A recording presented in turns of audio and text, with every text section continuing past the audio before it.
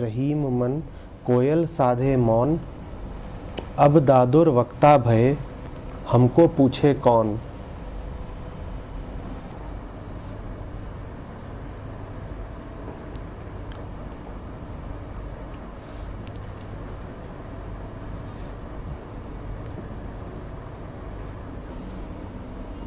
तो तीन बातें हैं।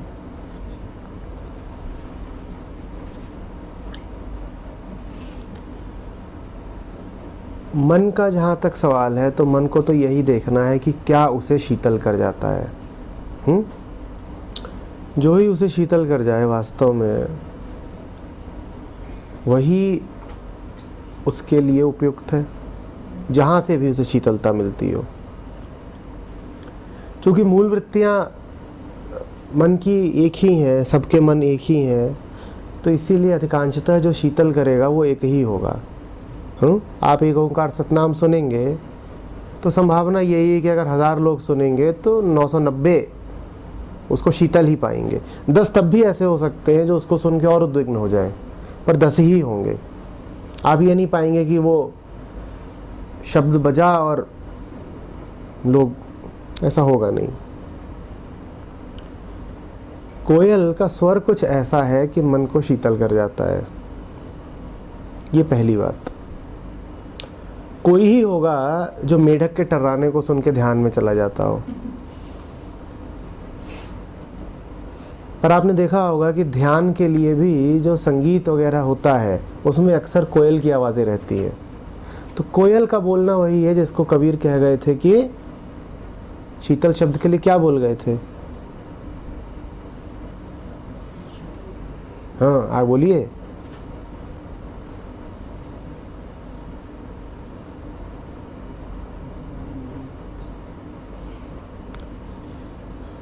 शब्द शब्द सब कोई करे, कोयल भी शब्द करती है और मेढक भी शब्द करता है, ठीक है ना। और मूलतः शब्द शब्द में कोई अंतर नहीं है। वही बात जो आशु कह रही थी, शब्द क्या है, एक ही है। लेकिन मन ऐसा है कि एक शब्द उसे और एक शब्द क्या करता है, जला डालता है। तो कोयल और मेढक का शब्द मूलतः एक ही है, इसमें कोई अंतर नहीं है। बिल्कुल आपकी बात ठीक है, उनके शब्द एक बिल्कुल वैसे ही हैं जैसे सुख और दुख, शीत और ताप एक ही हैं। पर हमारे लिए तो शीत और ताप में अंतर है ना, कि नहीं है। तो ये पहली बात कि कोयल का शब्द शीतल करता है। दूसरी बात, आपने कोयल को कभी झुंडों में गाते नहीं सुना होगा, और मेढक को आपने अकेले टर्राते नहीं सुना होगा। समझ गए? मेढकों का पूरा दल आता है टर्राने के लिए। अब उनकी जो भी मानसिकता हो, उन्हें शायद एक दूसरे को ही सुन सुन के बल मिलता है, या कोई एक निश्चित लक्ष्य है, साझा कॉमन लक्ष्य है जिसको सबके सब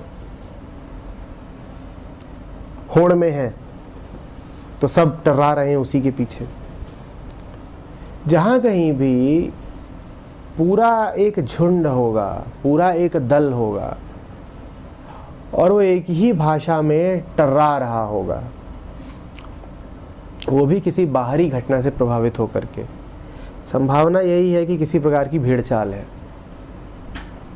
जिसमें अपनी चेतना से कुछ नहीं हो रहा है। कोई बाहरी घटना है जो आपको उत्तेजित कर गई है और आप उसी विषय से, उसी कारण से टर्रा रहे हैं। इससे हम तीसरे बिंदु पर आते हैं। पहला था शीतलता, दूसरा था कि काम झुंड में हो रहा है, और तीसरा ये कि इस काम का लक्ष्य ही क्या है, किस मन से आ रहा है। जिन्होंने भी जीव शास्त्र थोड़ा पढ़ा है वो अच्छे से जानते हैं कि मेढक क्यों टर्राता है बारिश के बाद। क्यों टर्राता है? तो उसका जो टर्राना है वो कुछ नहीं है, वो वासना की पुकार है, कुछ मिल जाए। और शायद इसीलिए इतने सारे मेढक एक साथ टर्राते हैं, क्योंकि लक्ष्य साझा है।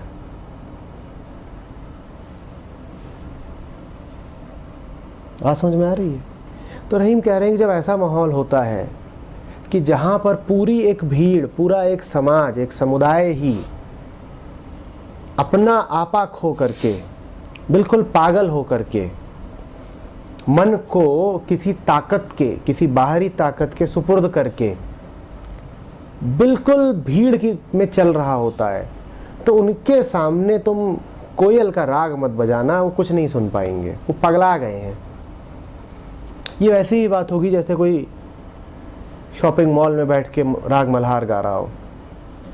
मैंने देखा है ऐसा, राग मल्हार तो नहीं देखा, पर यहीं नोएडा में एक मॉल में मैंने एक पियानो वादक को बैठे देखा है, और इतनी अश्लील घटना लगती है वो बैठ करके पियानो बजा रहा होता है और लोग उसकी ओर पीठ करके वो मसाला कॉर्न खा रहे होते हैं।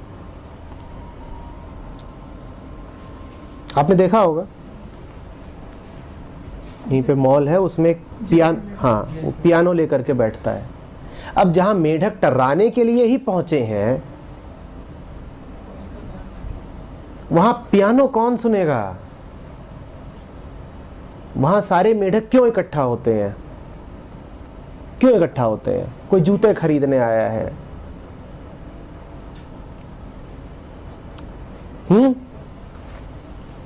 कोई लॉन्जरी की शॉपिंग करने आया है, तुम उसको पियानो पे एक सूक्ष्म संगीत सुना रहे हो। वहां मेढक टर्राने के लिए इकट्ठा होते हैं ना, पेट भरने के लिए, वासनाएं भरने के लिए, चमक दमक देखने के लिए। शरीर को ठंडा ठंडा लग रहा है, चारों तरफ बत्तियां ही बत्तियां जल रही हैं, नया नया माल तैयार होकर खिड़कियों से झांक रहा है। आप वहां पियानो बजाओगे तो क्या होगा? बिल्कुल वही बात है जिसको रहीम कह रहे हैं कि इस मौसम में तो मेढक का ही दल छाया रहेगा। कोयल तो चुप हो जा, तेरा बोलना यहां कोई ना सुन पाएगा। इसका अर्थ ये नहीं है कि कोयल घुट के मरे, कोयल बोले, बिल्कुल बोले, पर अपने अनुकूल जगह और मौसम तलाश करके। वहां बोलो जहां तुम्हारा बोलना उचित हो, नहीं तो तुम्हारे बोलने से कुछ नहीं होगा। समझ में आ रही है बात?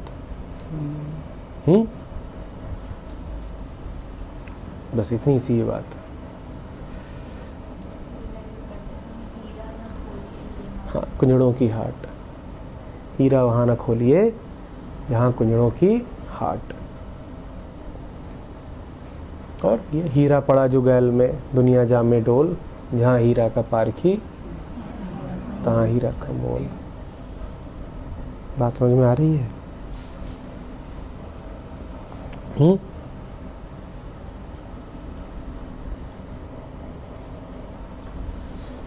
संदेश कोयल के लिए कम है, मेढकों के लिए ज्यादा है। कोयल को क्या करना है, उसको तो शीतल कंठ मिला ही हुआ है। संदेश मेढकों के लिए है कि यदि तुम मेढक हो गए तो न सिर्फ तुम टर्राओगे, ध्यान दीजिएगा, न सिर्फ तुम टर्राओगे बल्कि दुनिया तुम्हारे लिए टर्राहट के अलावा कुछ नहीं रहेगी। क्या किसी मेढक ने कभी कोयल को गाते सुना होगा?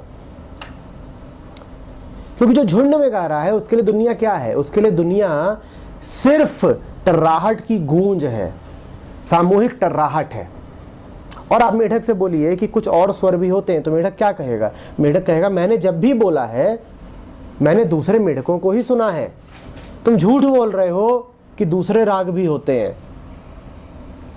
जो शोर में है उससे आप अनहद की बात कैसे कीजिएगा? कैसे कीजिएगा? वो क्या बोलेगा? मैंने तो सदा शोर ही सुना है।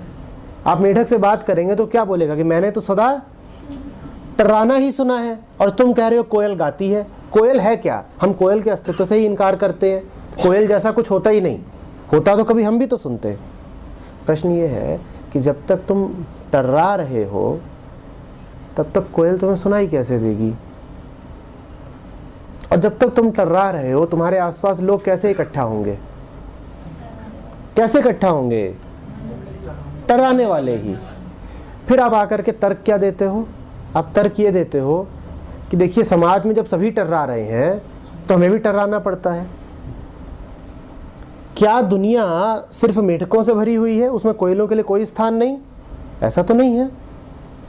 पर आपको सिर्फ टर्राहट सुनाई देती है और फिर आप तर्क भी यही देते हो कि रहना तो हम यही है ना, देखिए दुनिया में सब मेढक ही मेढक है। दुनिया में मेढक ही मेढक नहीं है, चूंकि तुम टर्राते हो इसीलिए तुम्हारे चारों ओर मेढक इकट्ठा हो गए हैं। तुम टर्राना बंद करो, दुनिया बदल जाएगी।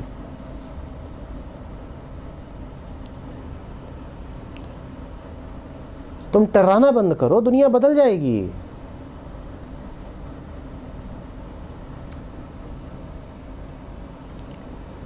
डरे हुए लोगों के पास डरे हुए लोग इकट्ठा हो जाते हैं, चूहों के पास चूहे इकट्ठा रहते हैं, पक्षियों के पास पक्षी इकट्ठा रहते हैं। तुम जैसे हो वैसे ही लोग तुम्हें भाते हैं और वही तुम्हारे चारों ओर इकट्ठा हो जाते हैं। और फिर तुम तर्क देने लगते हो कि देखिए दुनिया ऐसी ही तो है। दुनिया ऐसी नहीं है, ये दुनिया तुमने बनाई है, स्वयं अर्जित करी है। इसका हवाला मत दो कि हमें यहीं तो रहना है। किसने कह दिया इसी में रहना है? तुम बदलो, तुम्हारा समाज तुरंत बदल जाएगा। तो ये बात करो ही मत कि समाज ऐसा है, आज का समय, कल का समय। समाज कैसा भी नहीं है, तुम जैसे होते हो तुम्हारा समाज वैसा ही हो जाता है।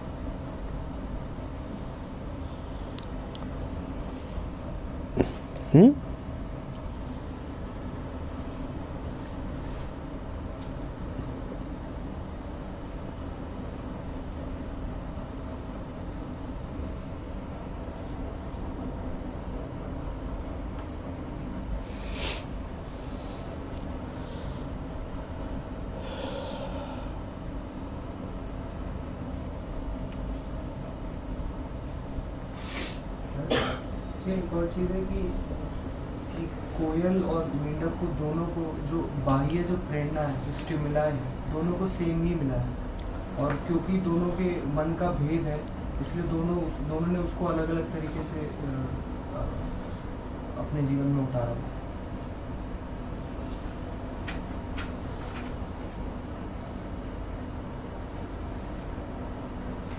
रविवार को बात कर रहे थे ना, स्वाति की बूंद गिरती है, सांप के मुंह में गिरे तो क्या हो जाएगी और सीप में गिरे तो क्या हो जाएगी। तो मिलता तो सबको एक ही है, ये तुम्हारे मन पे है कि तुम उसका क्या बना देते हो।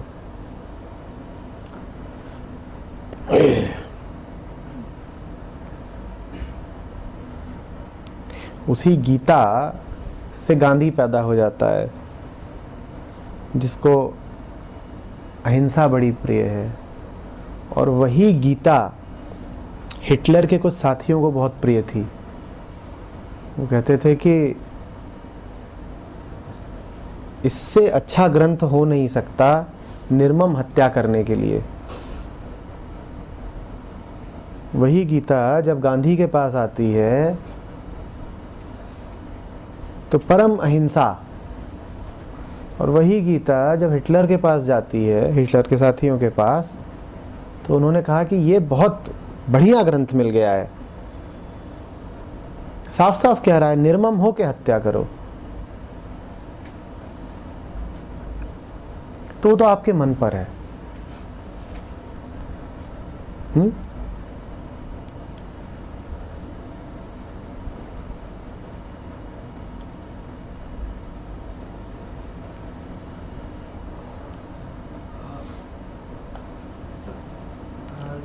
मेढक के टर्राने की बात है, अगर इसको हम एक और परिदृश्य में देखें, दूसरे एग्जाम्पल के हिसाब से, वहाँ पे थोड़ा सा डाउट है। जैसे मैं गाना अच्छा गाता हूँ तो मेरे गाने को सुनना पसंद करेंगे, लेकिन अगर मैं बेसुरा हूँ और मैं गाऊँगा तो बेसुरी आवाज़ निकलेगी। लेकिन जब उसी गीत को समूह में गाया जाता है, जैसे मान लीजिए राष्ट्रगान गाया जाता है या कोई भी संगीत, तो फिर जो समूह की ध्वनि होती है वह मधुर सुनाई देती है। इसका संदर्भ समूह से क्या? समूह की ध्वनि मधुर नहीं सुनाई देती। समूह में जब कोई भी आवाज़ निकलती है तो उससे जो डरा हुआ मन होता है उसे एक ढाल मिल जाती है। समूह की ध्वनि मधुर नहीं हो जाती है।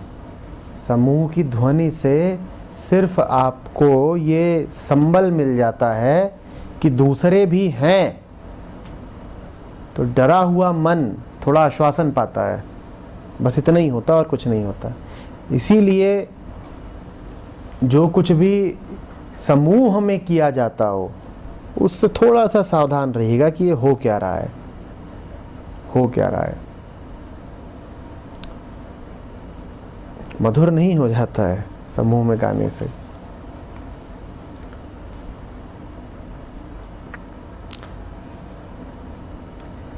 सेनाएं खड़ी होती हैं, जोर से नारा लगता है आक्रमण के समय, वो मधुर नारा नहीं होता है, पर उसकी गूंज जो है वो सैनिकों के दिलों को बड़ा बल देती है। हम इतने सारे हैं, क्या गगन भेदी गूंज उठी है। में मधुरता कुछ नहीं है।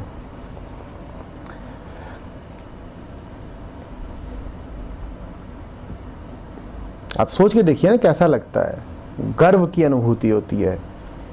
हजारों आवाजें एक साथ गा रही हैं, जय हे जय हे जय हे। आहा,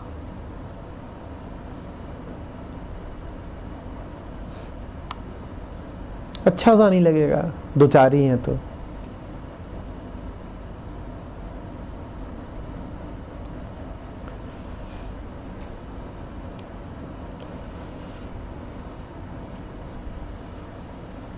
क्या वो जरूरी नहीं?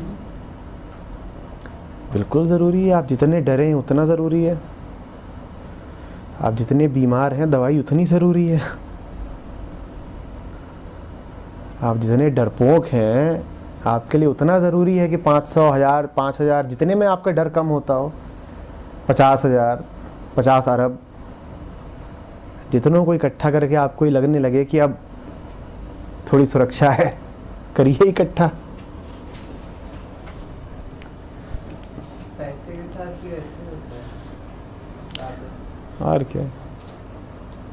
जितने में सुरक्षा। तुम ये बताओ ना, तुम जो पैसा रखे हो उसे दूसरे महत्व देना बंद कर दें तो वो पैसा तुम्हारे किसी काम का रहेगा?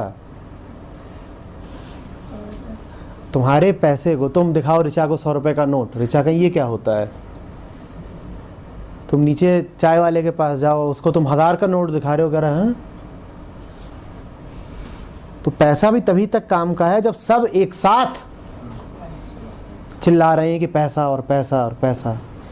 एक साझा मूल्य होना चाहिए, सबको एक साथ कीमत देनी पड़ेगी पैसे को, तब पैसे की कीमत है। नहीं तो रखे रहो पैसा।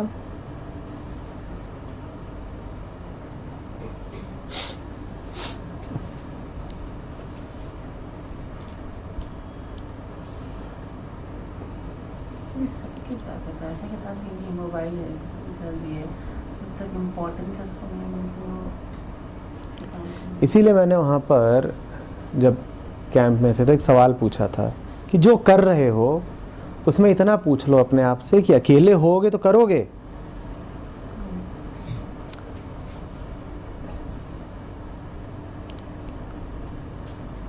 अगर ये पाते हो कि कर ही इसीलिए रहे क्योंकि भीड़ है तो बड़ी गड़बड़ हो रही है। सारा खेल इस बात का है कि अकेले हो सको और तुम जुगाड़ में हो कि भीड़ जमा कर लूं। कीमती वो है जो तब भी कीमती रहे जब कोई ना कहे कि वो कीमती है।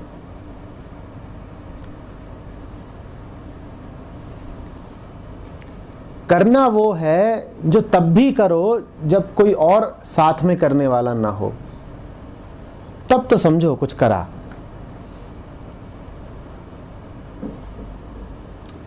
अभी तो हालत ये है कि तुम किसी से प्रेम करते हो और 70 लोग बोल दें कि क्या है, गैंडी है, भद्दी है,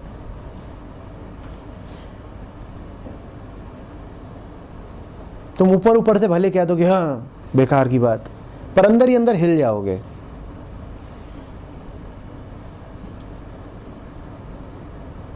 राइट?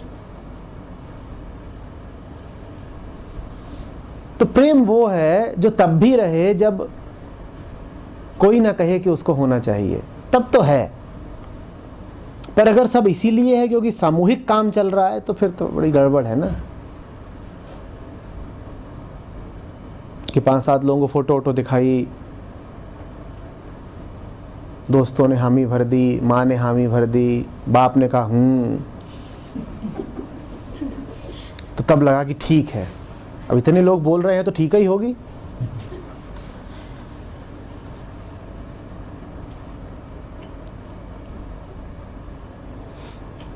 हम तो वैसे भी इन सब बातों पे ज़्यादा ध्यान नहीं देते, ब्रह्मचारी हैं।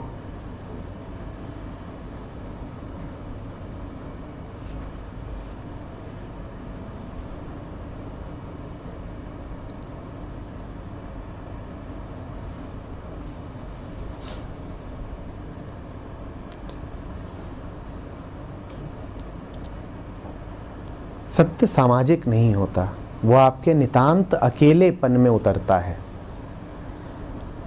ठीक है ना, 15-20 लोगों से पूछ करके उसका सत्यापन नहीं किया जाता कि भाई जैसा तुम बोलो, कि गजेटेड ऑफिसर से उसमें मुहर लगवा के आ रहे हो।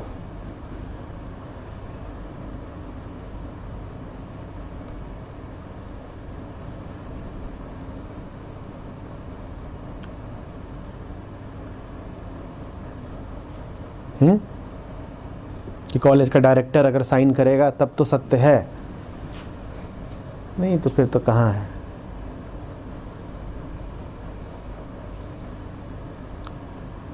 तो सत्य वो जो है तो है, जब लगे कि नहीं है तब भी है।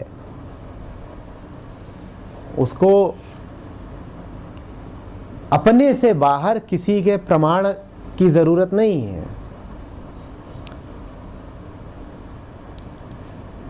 तुम हामी भरो, तुम्हारे लिए अच्छा है, सत्य के लिए नहीं।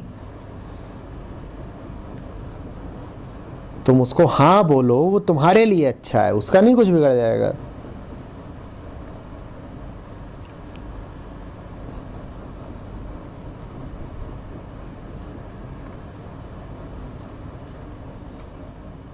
हम्म।